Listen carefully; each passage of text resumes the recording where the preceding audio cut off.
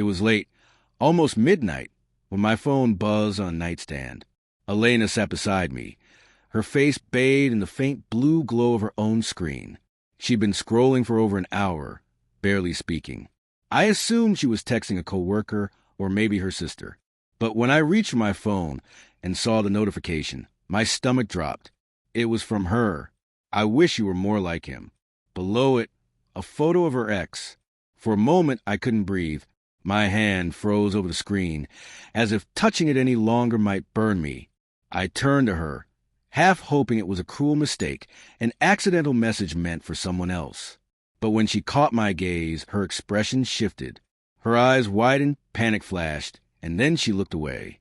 That's when I knew it wasn't a mistake. "Elena," I said slowly, my voice trembling with disbelief more than anger. "You sent me this. Care to explain?" Her throat tightened.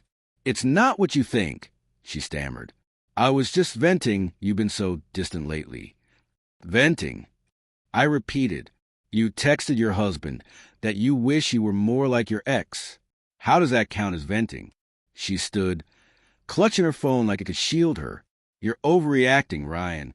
It was a joke." I laughed, not with amusement, but the kind of hollow laugh that escapes when something inside cracks. "A joke," I murmured, setting the phone down gently. "Right. Hilarious."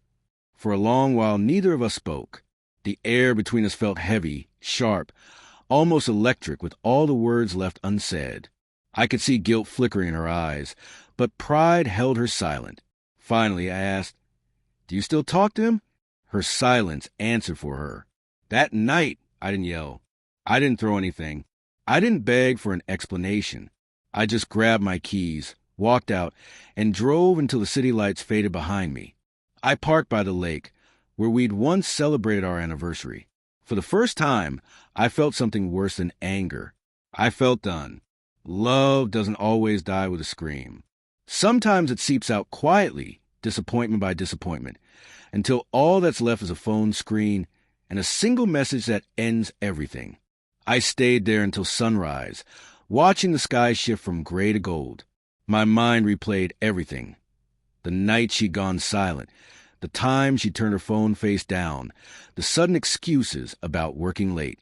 I had ignored all of it because I wanted to believe her, because love blinds you in the most painful ways.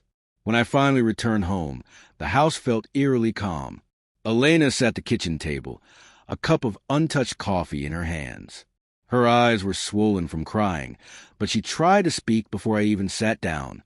"Ryan, I know I hurt you," she said softly. "It wasn't supposed to mean anything. I was just comparing. It was stupid. You don't understand how lonely I've been." I looked at her, my voice calm but empty. "You were lonely, so you texted me about your ex. That's how you deal with loneliness." Tears pooled in her eyes. "Please, don't twist it." "No," I interrupted. "I'm not twisting anything. You already did that. You twisted every ounce of trust that was left." She reached for my hand. I pulled it away. That simple motion, their reaching, my stepping back, felt like the final act of something already broken. For the next few days, we barely spoke.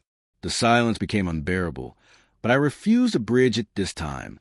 I slept in the guest room, kept my phone locked, and came home later than usual. I wanted her to feel the emptiness she had created, the weight of her own carelessness. One night, she knocked on my door. "Ryan, can we talk?" Her voice cracked. "I made a mistake, but I love you. I swear it was just words. Nothing happened between me and him." I sighed, looking at her with a sadness words couldn't reach. You think betrayal only counts when someone crosses a physical line. Elena, emotional betrayal cuts deeper. You have to feel something first to destroy it. Her tears fell harder. "What are you going to do?" "I already did," I said. "I called my lawyer." Her face went pale.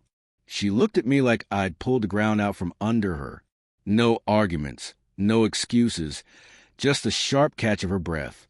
The next morning, the usual sounds of the house were gone. No kettle whistling, no soft footsteps. She sat at the kitchen table again, hair tangled, eyes red. "Ryan," she said quietly, "you really called your lawyer?" "Yes.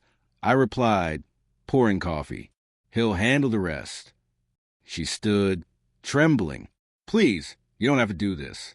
We can fix it. I'll delete everything, cut contact, prove it to you. I looked at her, voice flat. You can't prove love with desperation. Elena, it's either there or it's not. You prove something else entirely. Her lips quivered. It was just a stupid message. I didn't sleep with him.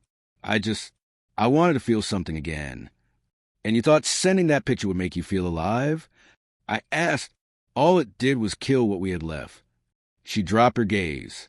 I didn't think you'd actually leave. That's the problem, I said. You thought you could cross any line, and I'd still be waiting. That's what broke me. I set my cup down and walked to the door. The papers will arrive soon. Sign them. Don't call me. Her voice cracked. Ryan, I love you.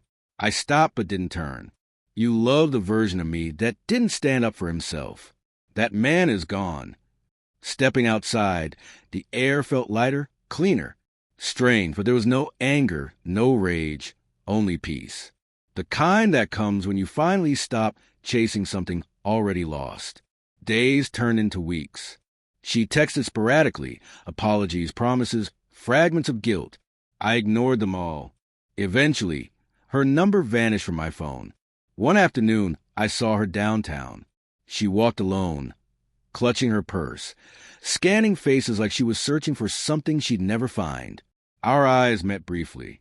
In that second, I saw it. Regret. Hollow, unyielding, permanent. She smiled weakly, but I nodded and kept walking. Sometimes silence speaks louder than revenge. And for the first time in years, I didn't feel like I'd lost something. I felt free.